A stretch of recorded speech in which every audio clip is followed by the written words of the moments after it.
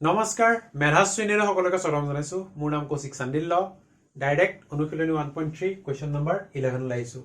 ইয়াৰ related যিখিনি hand ৰিটেড note সেইখিনি description আৰু পিন কমেন্টত আছে তোমালোকে চেক কৰি লবা ঠিক আছে আৰু কনসেপচুৱেল ভিডিও বিলাক আগৰ ভিডিও বিলাকত মানে কনসেপ্ট বিলাক আগৰ ভিডিও বিলাকত এক্সপ্লেইন কৰা আছে তো কিবা যদি প্ৰবলেম থাকে তো চাই লবা 11 নম্বৰ কি আছে ধৰা হল a ইকুৱেল ইমান b ইকুৱেল ইমান দুটা সংহতি তলৰ প্ৰতিটো ক্ষেত্ৰতে উল্লেখ কৰা মতে কৰা সংজ্ঞা মতে a এৰ পৰা b লৈ সম্পৰ্ক লিখা ইয়াত কেটামান r ৰ কন্ডিশন দিছে r1 r2 r3 দিছে আৰু a এৰ পৰা b লৈ কিছুমান সম্পৰ্ক বুলি কৈছে বা ৰিলেচন বুলি কৈছে ঠিক আছে এই ইয়াত দিয়া মতে আমি ৰিলেচন কিটা লিখিব লাগে হ'ব একদম ইজি প্ৰথমটো লাইছো কি কৈছে a belongs to ইমান a - b অযুগ্ম হ'ব লাগে a পৰা b মাইনাস কৰি দিলে অড নাম্বাৰ হ'ব লাগে ঠিক আছে 10 - 1 কিমান 9 ওকে 10 1 হ'ব তাবা 10 ৰ পৰা 2 মাইনাস কৰি দিলে 8 হ'ব নিলিখো 10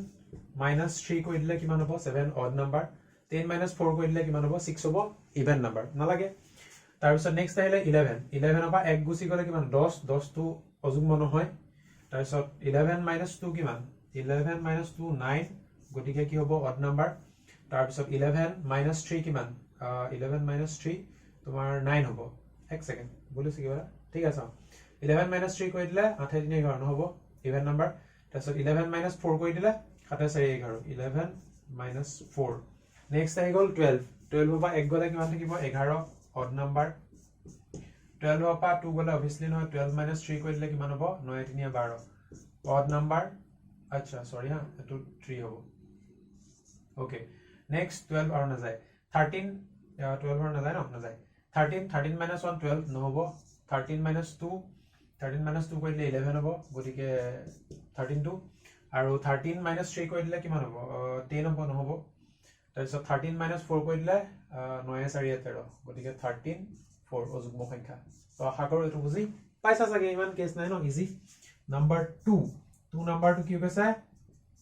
যে a + b 4 গুণিতক হ'ব লাগিব বুলি কৈছে a + b 4 ৰ মাল্টিপল দুইটা প্লাস কৰি দিলে 4 গুণিতক হ'ব লাগে ঠিক আছে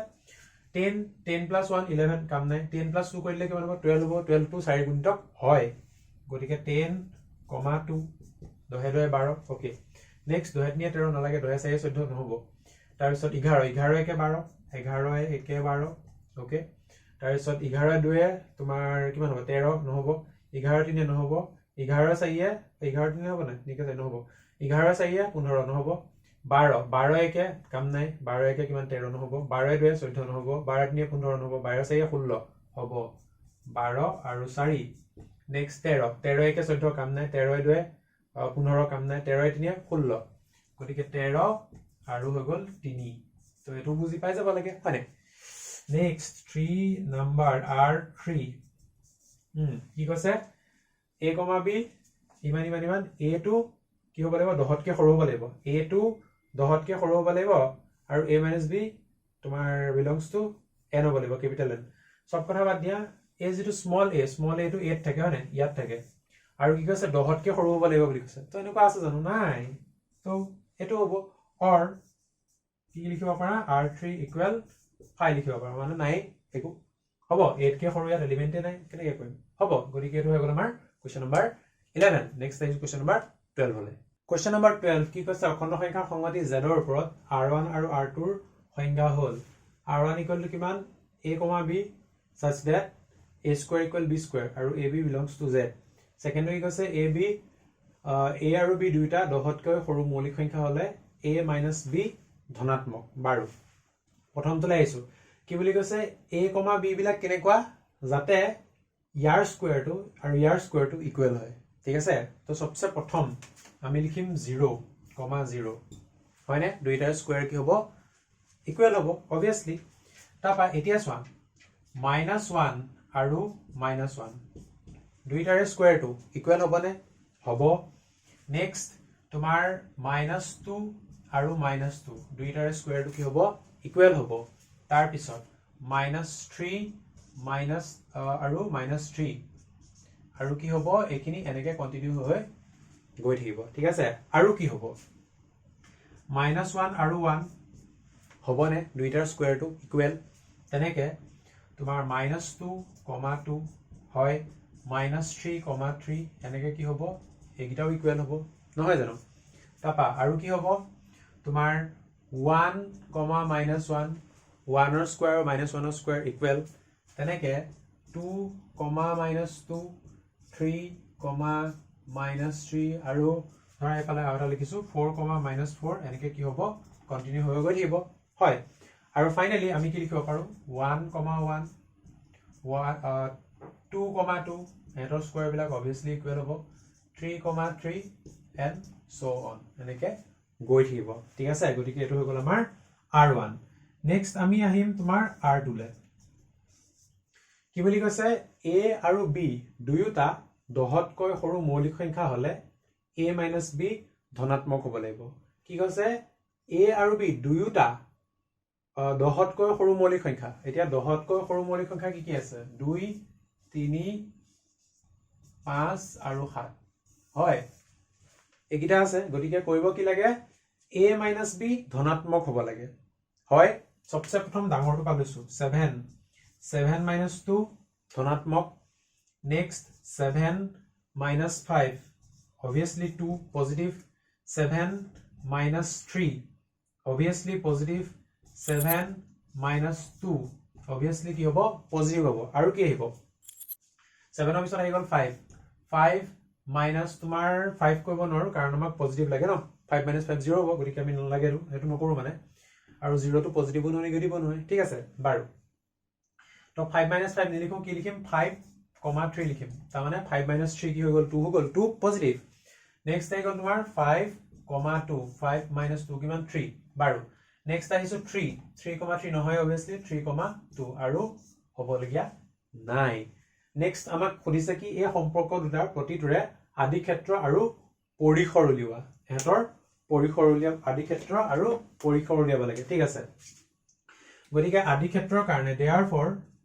মই লিখিম dr1 একচুয়ালি ইয়াৰ ডোমেইনটো নহয় জানো আদি ক্ষেত্ৰ বুলি কৈছে কি আছে 0 হ'ব 0 আছে -1 আছে -1 আছে তাৰ পিছত তোমাৰ কি আছে -2 আছে -2 আছে তাৰ পিছত -3 আছে -3 আছে একচুয়ালি জানো এই বস্তুটো মই এনেকে নিলিখি যদি মই এনেকে লিখো বেছি ভাল হ'ব 0 1 আছে ন 2 আছে 3 আছে 4 আছে হ'ব 1 2 3 4 ... আৰু এফালে -1, -2, -3 আৰু এফালে ... মানে আগফালে আৰু পিছফালে একে থাকিব আলটিমেটলি কি হ'ব ইকুৱেল টু তুমি z লিখিব পাৰা একো ভুল নহয় ঠিক আছে গুটেখিনি অখণ্ড সংখ্যা মানে কি থাকিব ইয়াৰ ডোমেইনটোত থাকিব মানে ঠিক আছে বাৰু নেক্সট কি আছে তোমাৰ হয়তো ৰেঞ্জত লিখিলো ন একো নাই ইয়াত আছে নহয় সো এটো মই মাৰ্ক কৰোতে মই এখিনিত মাৰ্ক কৰিছিলো ডোমেইন লিখিব লওঁতে একচুয়ালি ইয়াত মাৰ্ক কৰিব লাগিছিল কিন্তু তেতিয়াও এনসাৰটো একো এফেক্ট নকৰে বাৰু নেক্সট আছে আমাৰ কি কৰিব লাগে ইয়াৰ আদি ক্ষেত্ৰ আৰু পৰিসৰ উলিয়াব লাগে পৰিসৰ obviously একে হ'ব ঠিক আছে তো এখিনি লিখিছো দে ৰেঞ্জ অফ R1 কিমান হ'ব একে obviously 0 আছে -1 আছে -1 এফালে লিখিম -2 আছে -3 এনেকে কি থাকিব আগফালৰ পিনে থাকিব তেনেকে 1 আছে 2 আছে 3 আছে 1, 2, 3 ... গুটেটো থাকিব আলটিমেটলি কি হ'ব গুটেটো z হৈ পৰিব ঠিক আছে নেক্সট আমি R2 উলিয়াব লাগে অকমান দেখিবলৈ কিছিৰ নিচিনা আছে obviously কাৰণ কোৱেশ্চনটোৱে বহুত বস্তু ঢাকি দিলে বাৰু আশা কৰো বুজি পাই যাবা চাগে বাৰু এখিনি লিখিছো আচ্ছা জেগা বনালে ওকে তো ডোমেইন অফ তোমাৰ আমি R2 লিখিম কি আছে 7 আছে 5 আছে আৰু 3 আছে 7 5 3 আৰু ৰেঞ্জ অফ R2 কি আছে 2 5 3 2 5 3 2 5 আৰু 3